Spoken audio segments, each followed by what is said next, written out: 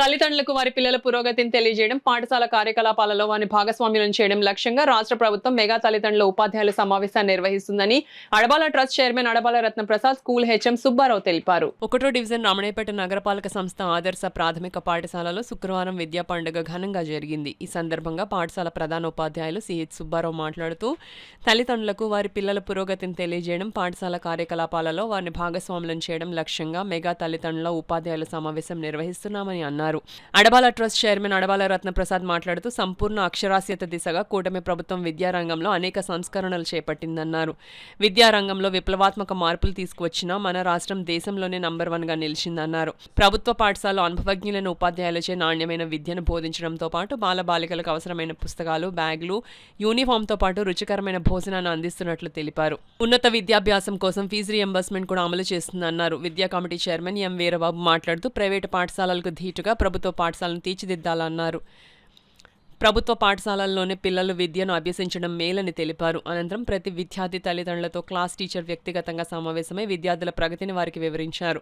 ఈ సందర్భంగా విద్యార్థులకు పోటీలు నిర్వహించి బహుమతులు అందజేశారు. ఈ కార్యక్రమంలో బుద్ధరా సత్యనారాయణరాజు, చింతపల్లి సుబ్బారావు, ప్రసాద్ నాయుడు, ఉపాధ్యాయులు జీరిజ, నీలవేణి, శాంతికుమారి, లావణ్య, రజిత, విద్యా కమిటీ సభ్యులు జ్యోతి, రమ, కిరణ్ తల్లిదండ్రులు పాల్గొన్నారు. వీరి యొక్క స్వీయ సారథ్యంలో ఆంధ్రప్రదేశ్ ప్రభుత్వం అడుగడుగుగా ముందుకు వెళ్తుందనేది మీ అందరికీ కూడా తెలియజేస్తా ఉన్నాను. ఇదే సందర్భంలో మన పాఠశాలకి మన కమిటీ సభ్యులైనటువంటి రత్నప్రసాద్ గారు కూడా వారు ప్రతిసారి కూడా మన పాఠశాలను ముందుంచి నడిపిస్తూ ఉన్నారు.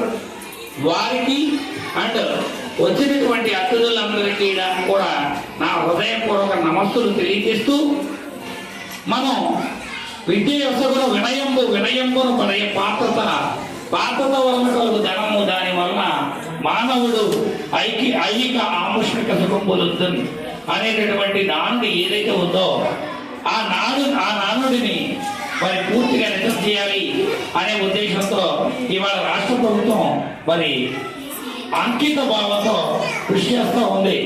అదే సందర్భంలో విద్యార్థుల ఈ మెగా పేరెంట్ మీటింగ్ యొక్క ఉద్దేశం ఏంటంటే, మీ తల్లిదండ్రులు మీ పిల్లలు మీ ఒళ్ళో కూర్చోబెట్టుకొని వాళ్ళ ప్రోగ్రెస్ మీరు గమనించి వారితో మాట్లాడుతూ ఆ యొక్క టీచర్స్తో కూడా మాట్లాడుకోవడానికి ఒక మంచి వేదిక ఏదైతే ఉందని అనుకుంటే that is none other than mega parent meeting.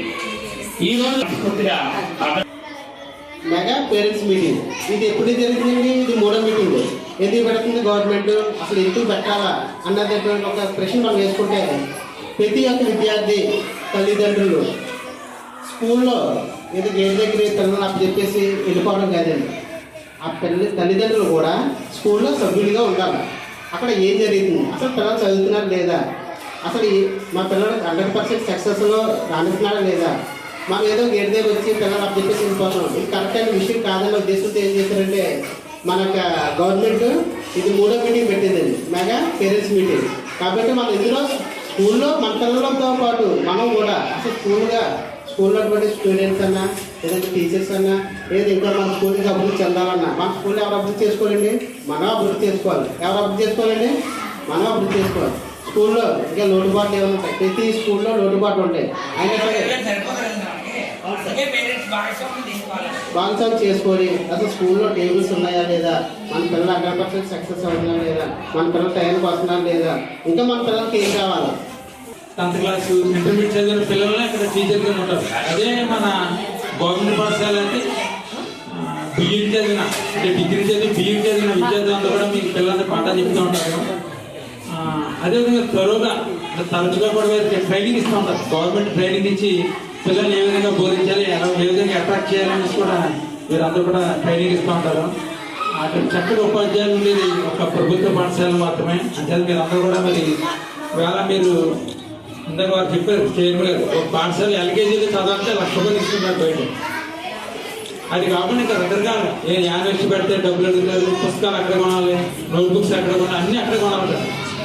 కానీ అదే ప్రభుత్వ పాఠశాలలో ₹1 కూడా మీకు ఖర్చు అవ్వదు. ఏమవుతుందో మీకు రూపాయి అప్పుడు అన్ని ప్రభుత్వం ఇస్తుంది. మీకు బ్యాగులు ఇస్తుంది, పుస్తకాలు ఇస్తుంది, మధ్యాహ్నం భోజనం, మరి నాణ్యమైన భోజనం ఇవన్నీ కూడా పెట్టి మీ అందరూ కూడా పిల్లలను చక్కగా వాళ్ళు ఎంకరేజ్ చేస్తున్నారు. ఏంటంటే చంద్రబాబు నాయుడు ఎప్పుడు ముఖ్యమంత్రి అయినా సరే ఆయన ఒకటే చెప్తాడు, మొత్తం రాష్ట్ర వ్యాప్తంగా 100% అందరూ చదువుకోవాలి అనేసి ఆయన దృష్టి మాట. అంచేత చంద్రబాబు ప్రతిసారి కూడా సంపూర్ణ అక్షరాస్యత సాధించాలని అని చెప్తూ ఉంటారన్నమాట. ఆ దిశగానే పాఠశాల అభివృద్ధికి నిరంతరం వారు కృషి చేస్తున్నారు. అలాగే హెచ్ఎం గారు రత్నప్రసాద్ గారు కూడా ఈ బాధ్యతలు ఏ విధంగా ఉండాలన్నటువంటి విషయాలన్నీ చెప్పారు.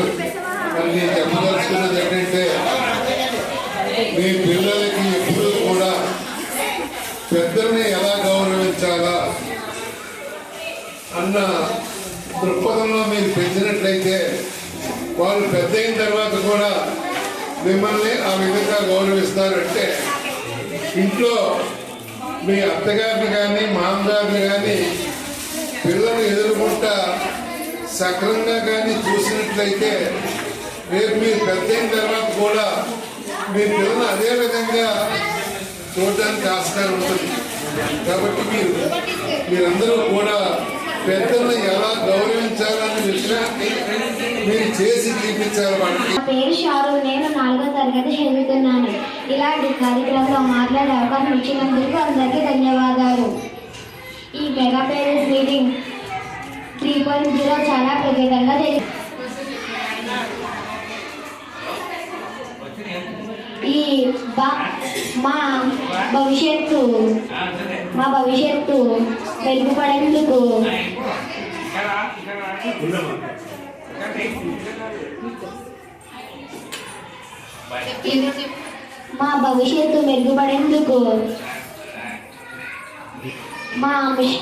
మా ప్రవృత్తి కంటే హంసపై